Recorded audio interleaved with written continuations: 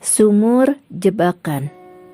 Sok masih emut keneh piwuruk ustad nalika ngaos di madrasah. Al hasudu layasudu, anu hasud tara unggul. Maksudna jalma anu hasud mah jalma anu licik ka batur mah moal jamuga alias moal salamet. Sapertos dikisahkeun dina sajarah Nabi kapungkur. Yen Abu Jahal tokoh Quraisy kacida pisan ngewakna ka Nabi Muhammad teh. Pangrasana, pamikirna Nabi parantos ngahina agama karuhuna. Nabi parantos ngahina ka berhala-berhalana. Loba pisan anu dilakukan ku Abu Jahal dina ngaganggu Nabi, terutami pami Nabi nuju salat caket Ka'bah. Kungsi manehna nindihkeun batu badag kana salira Nabi anu nuju salat, atawa kungsi manehna ngarurubkeun kadut onta atawa kotoran onta nalika Nabi nuju sujud. Upama Nabi salat heg katingali ku manehna langsung nyarekan lak-lak dasar. Lamun ku Nabi diwaler teh manehna kalaka terus nyarita kalawan sombong. Naon siah ngomong? Nyaon teu kuring teh jalma pang terhormatna di kota. Kitu ceuk Abu Jahal.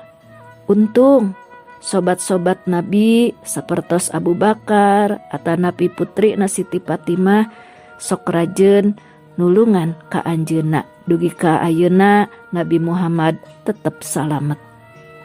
Dina hiji poe Abu Jahal boga maksud hayang nyelakakeun Nabi. Ceuk pikirna kumaha carana supaya Nabi maot, supaya ulah nyebarkeun deui agama Islam di kota Mekah. Terus manehna ngumpulkeun babaturanana atawa pagawe-pagawena. Sina ngagali sumur di hareupeun lawang panto imahna. Geus kitu terus eta sumur ditutupan ku jujukutan jeung dangdaunan oge ku taneuh-taneuh nu araripis. Saliwat mah teu siga aya sumur di dinya teh. Terus weh diparentahkeun ka pagawe-pagawena sina nungguan di dinya upama Nabi engke sumping.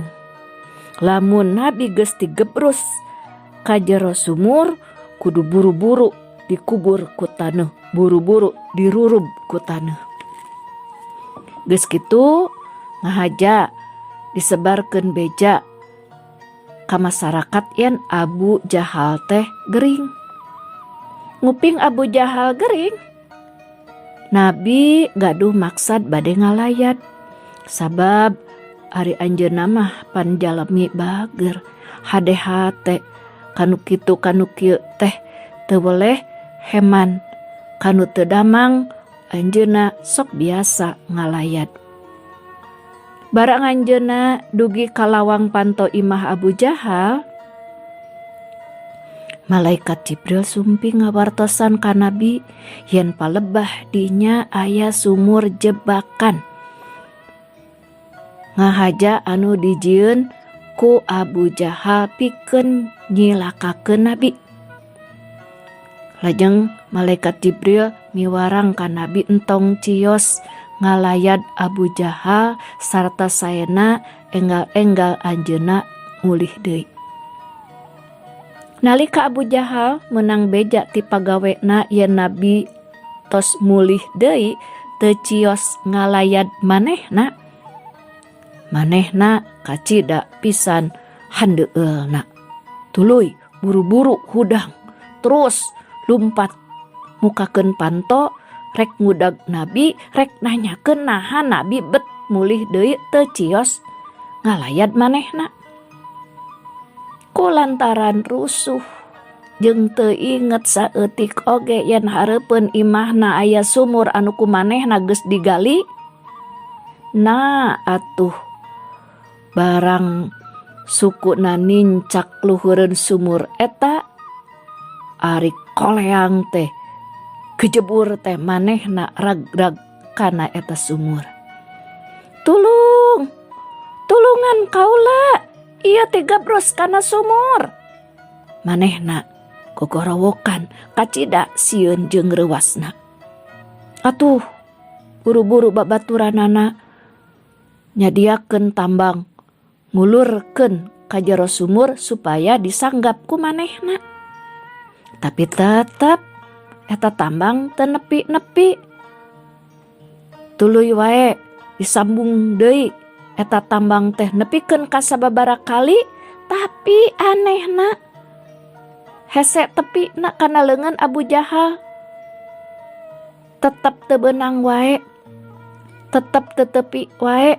Saolah-olah eta taneuh teh tuluy ngalelep ngajeroan. Abu Jahal beuki kacida reuasna, beuki panikna. Pagawena geus luut leet kesang, tapi can hasil wae nulungan manehna. Abu Jahal beuki putus asa. Terus manehna ngagorowok deui ti jero sumur. "Hei, nu di luhur, coba datangan Muhammad, titah manehna datang ka dieu.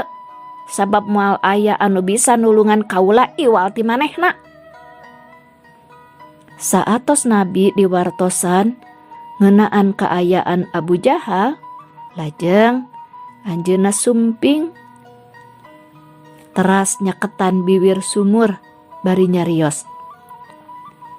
"Ya Abu Jahal, lamun anjeun geus ditulungan ku kaula kaluar ti ieu sumur, nah anjeun rek iman ka Allah sareng Rasulna?"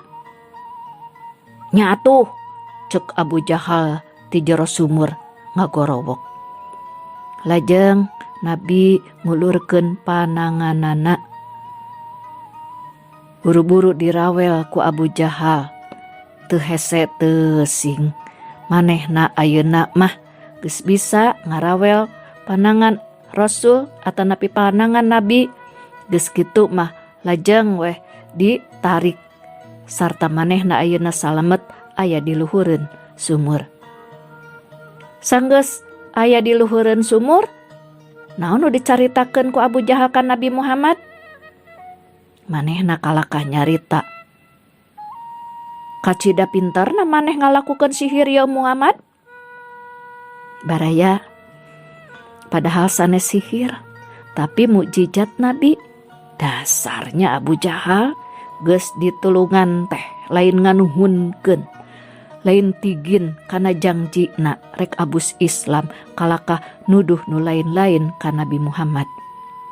Cag sakitu heula nya ieu carios mugia nambihan ilmu kanggo urang sadaya, sing saha jalma anu rek nyelakakeun ka batur justru sok malines ka dirina sorangan, tamiang meulit kabitis.